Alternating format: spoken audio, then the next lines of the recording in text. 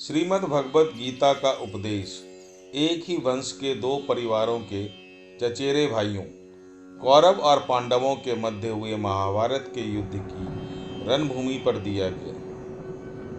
भगवत गीता का प्रकटीकरण राजा धृतराष्ट्र और उसके मंत्री के बीच हुए वार्तालाप से आरंभ होता है। चूंकि धृतराष्ट्र नेत्रहीन थे, इसलिए वह व्यक्तिगत रूप से युद्ध में उपस्थित नहीं हो सके।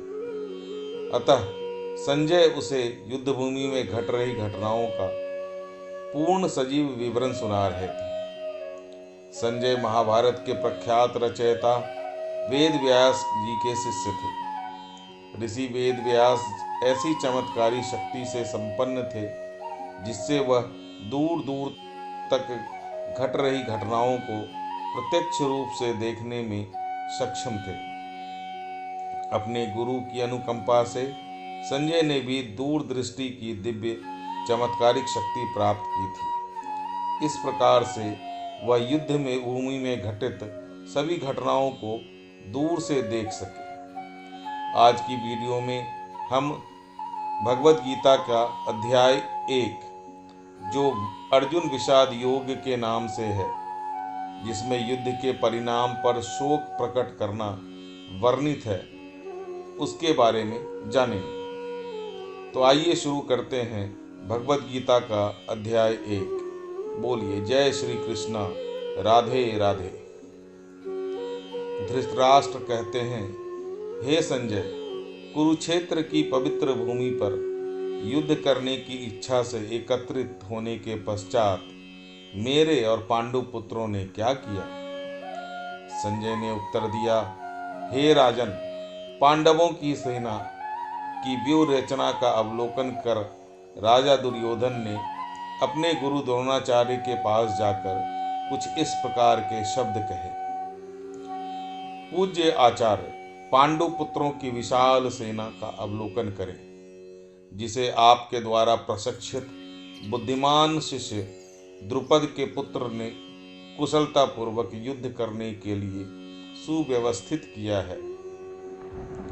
इस सेना में भीम और अर्जुन के समान बलशाली युद्ध करने वाले महारथी, विराट और द्रुपद जैसे अनेक शूरवीर धनुर्धर हैं। यहाँ पर इनके साथ धृष्टकेतु, चेकितान, राजा कांसीराज, पुरुजित तथा कुंतीभोज सहित सभी महान सेना नायक हैं। इनकी सेना में पराक्रमी अभिमन्यु, शूरवीर उत्तमौजा, सुभद्रा और द्रौपदी के भी पुत्र हैं, जो सभी निश्चय रूप से महाशक्तिशाली योद्धा हैं। हे ब्राह्मण श्रेष्ठ, हमारे पक्ष की ओर के उन सेना नायकों के संबंध में भी सुनिए, जो सेना को संचालित करने में विशेष रूप से निपुण हैं। अब मैं आपके समक्ष उनका वर्णन करता हूँ। इस सेना में सदा विजयी रहने वाले आपके समान भीष्म, कर्ण, कृपाचार्य, अश्वत्थामा, विकर्ण, सोमदत्त का पुत्र आदि महापराक्रमी योद्धा हैं, जो युद्ध में सदा विजेता रहे हैं। हमारे पक्ष में अन्य अनेक महायोद्धा भी हैं, जो मेरे लिए अपने जीवन का बलिदान करने के लिए सदैव तत्पर हैं। वे युद्ध कौशल में पूर्णतः निपुण हैं और विविध प्रकार के शस्त्रों से सुसज्जित हैं। हमारी शक्ति असीमित है और हम सब महान सेना नायक भीष्म पितामह के नेतृत्व में पूरी तरह से संरक्षित हैं, जबकि पांडवों की सेना की शक्ति भीम द्वारा भली भांति रक्षित होने के पश्चात भी सीमित है।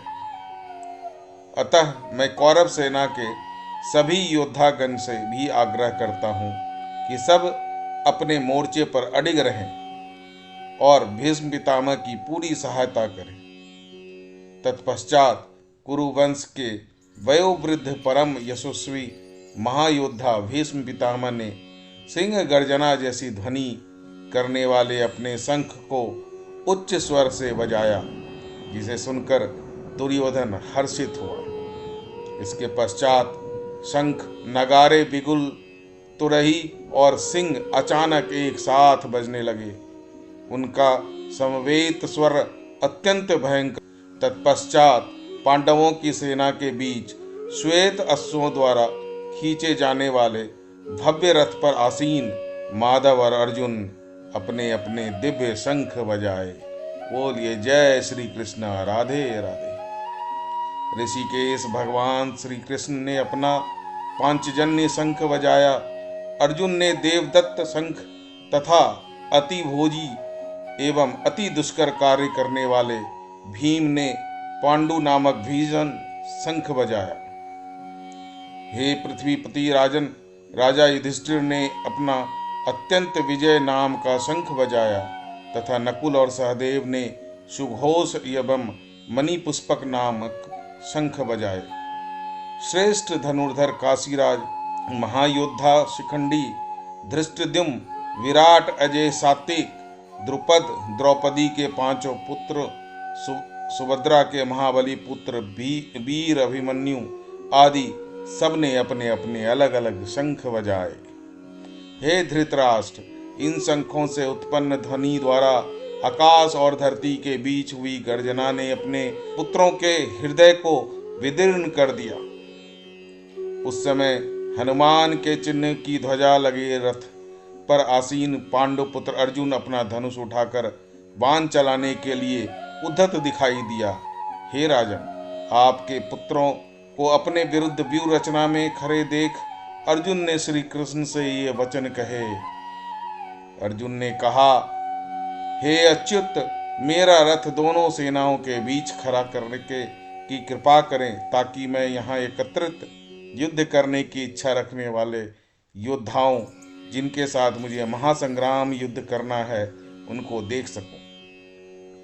मैं उन लोगों को देखने के इच्छुक हूं जो यहाँ पर धृतराष्ट्र के दुःसारथी पुत्रों को प्रसन्न करने की इच्छा से युद्ध लड़ने के लिए एकत्रित हुए हैं। संजय ने कहा, हे भरतवंशी धृतराष्ट्र, निंत्रा पर विजय पाने वाले अर्जुन द्वारा इस प्रकार के वचन बोले जाने पर भगवान श्री कृष्ण ने उसके भव्य रथ को दोनों सेनाओं के बीच में ले जाकर खड़ा कर दिया।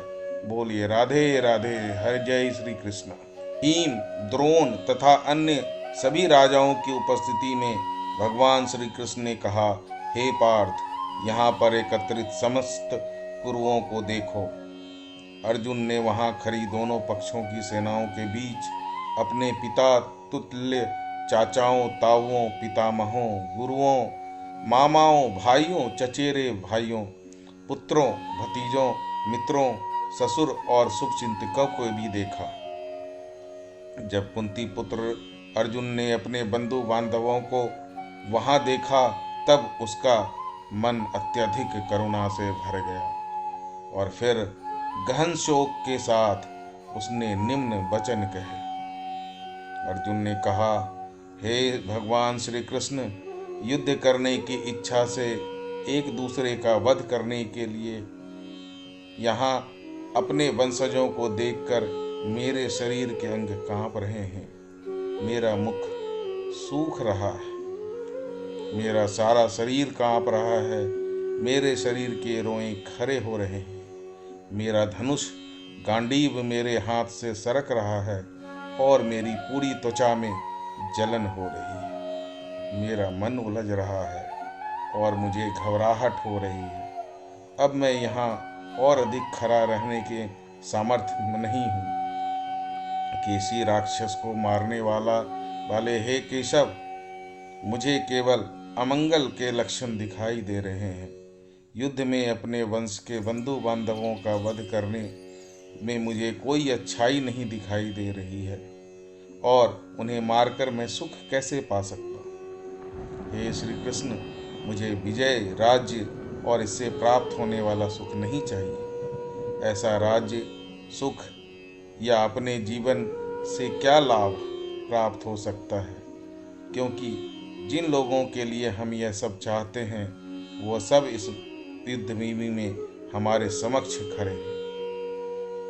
हे मधुसूदन, जब आचार्यगण, पितृगण, पुत्र, पितामह, मामा, पौत्र, ससुर, भांजे, साले और अन्य संबंधी अपना प्राण और धन का दांव लगाकर यहाँ उपस्थित हुए हैं। यद्यपि वे मुझ पर आक्रमण भी करते हैं, तथापि मैं इनका वध कैसे करूं और क्यों करूं? यदि फिर भी हम धृतराष्ट्र पुत्रों का वध करते हैं, तब भले ही इससे हमें पृथ्वी के अलावा तीनों लोक भी प्राप्त क्यों ना होते, तब भी मैं उसे मारने का सुख कैसे प्राप्त हो? हे समस्त जीवों के पालक, धृतराष्ट्र के पुत्रों का वध करके हमें क्या सुख प्राप्त होगा? यद्यपि वे अत्याचारी हैं, फिर भी यदि हम उनका वध करते हैं, तब निश्चय ही उन्हें मारने का हमें पाप लगेगा। इसलिए अपने चचेरे भाइयों, धृतराष्ट्र के पुत्रों और मित्रों सहित अपने स्वजनों का वध करना हमारे लिए किसी भी दृष्टि से उचित नहीं है। हे माधव, इस प्रकार अपने वंशज का वध कर हम सुख की आशा कैसे कर सकते हैं? यद्यपि लोभ से अभिभूत विचारधारा के कारण वे अपने स्वजनों का विनाश या प्रतिशोध के कारण और अपने मित्रों के साथ विश्वासघात करने में कोई दोष नहीं देखते हों, तथापि हे जनार्दन, जब हमें स्पष्टतः अपने बंधु बांधवों का वध करने में अपराध दिखाई देता है, तब हम ऐसे पापमय कर्म से क्यों ना दूर रहें? जब कुल का नाश हो जाता है, तब इसकी कुल परंपराएं भी नष्ट हो जाती है और कुल के शेष परिवार अधर्म प्रवृत्त होने लगते हैं। अधर्म की प्रबलता के साथ हे श्री कृष्ण, कुल की स्त्रियां भी दूषित हो जाती है और स्त्रियों के दुराचारणी होने से वंश विहीन अवांछित संतानें जन्म लेती हैं। अवांछित संतानों की वृद्धि के परिणाम स्वरूप निश्चय ही परिवार और पारिवारिक परंपरा का विनाश करने वालों का जीवन नरकीय हो जाता है। जल तथा पिंडदान की क्रियाओं से भी वंचित होने के कारण ऐसे पतित कुलों के पितरों का भी पतन हो जाता है।